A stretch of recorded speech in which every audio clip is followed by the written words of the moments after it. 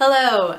Today is Tuesday, October 13th. If you've been following my channel up to now, you know that I'm doing Vlogtober. For today, I didn't feel like vlogging.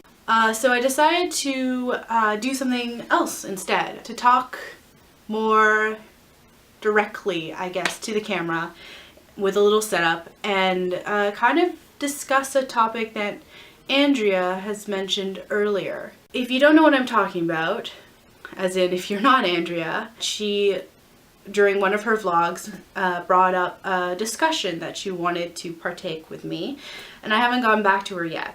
If you'd like, I'll just put the link to that particular video down below.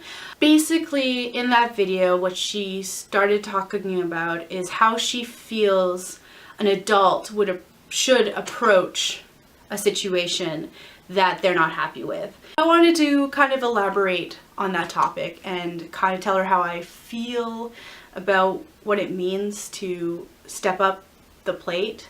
And more importantly, near the end of her rant, she mentioned that don't do something because you want the reward or the gratification of people being like, thank you, or like, oh, you shouldn't have done that, but you did, so good for you. It's very me mentality.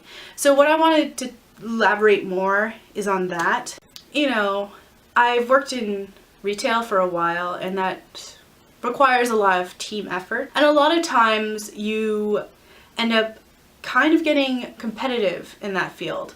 You're given a goal of how much money you're supposed to make for the company and how much things you're supposed to sell to your clients. Naturally, you want to do your very best and you want to sell the most so that you're recognized as your boss as doing your job. But sometimes you're stuck in a situation where you made a $300 sale, but it didn't go under your name. It went under someone else's name. And you get frustrations like, oh, I started helping a customer and then I got distracted and then someone else took over and now that customer ended up spending $1,000. Who gets credit for that? But the whole point of it is not who should get credit for who sells what. I understand it's great because it helps you see who's actually doing their job, but this mentality of competition against these employees, it doesn't work. I don't want to spend my entire work shift hating the other girl because she took my $1,000 sale. Because at the end of the day, we don't get paid for how much we sell. Like, unless you work for commission, which is a whole nother story. But to create that sort of environment in a place where you actually don't even have commission is insane to me. The $1,000 isn't going to you or her or him. It's going to the company. And at the end of the day, when you look at the numbers, it's the numbers of what we did as a team that matters.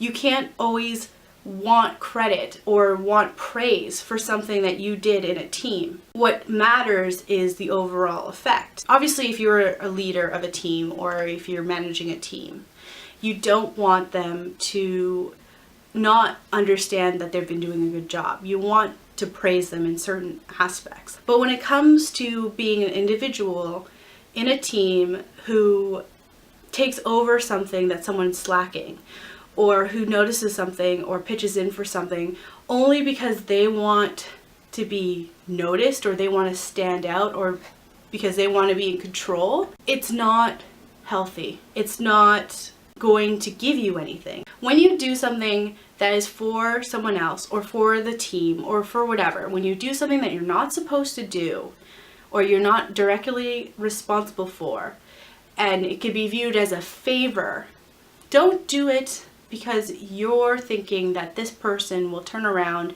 and do the favor back. Don't do it deliberately for those reasons.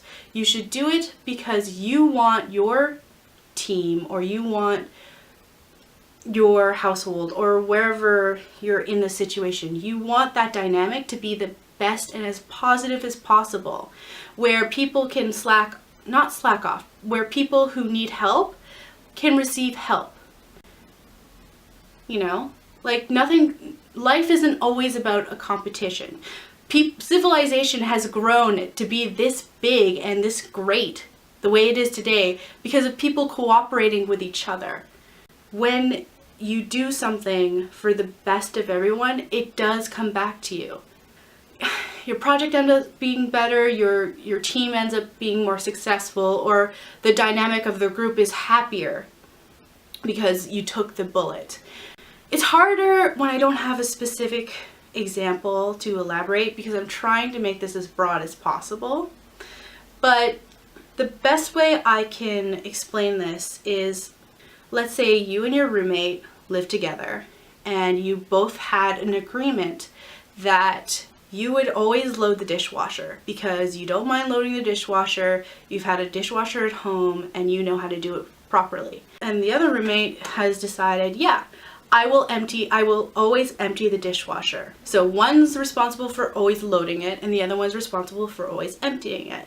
That seems super clear and super easy, but then life happens. It just doesn't work as smoothly as I put in, you put out, I put in, you put out. What ends up happening, obviously, is that she ends up working late one night, or he ends up going on a date, or there wasn't enough dishes to fill the whole dishwasher. There's so many factors that fall into this equation that there's no way that you can just stick to this agreement.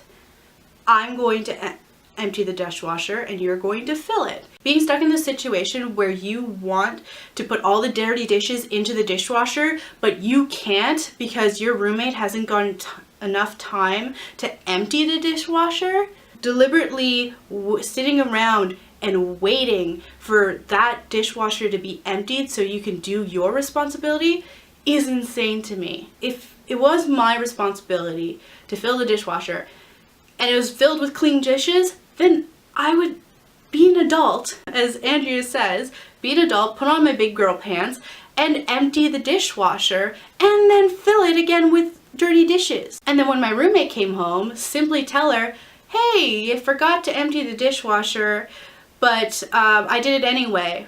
Like, how hard is that? And do you really think that your roommate would not appreciate it, or at least say, oh, I'm so sorry, I'll do it next time, or don't worry, I'll load it this time?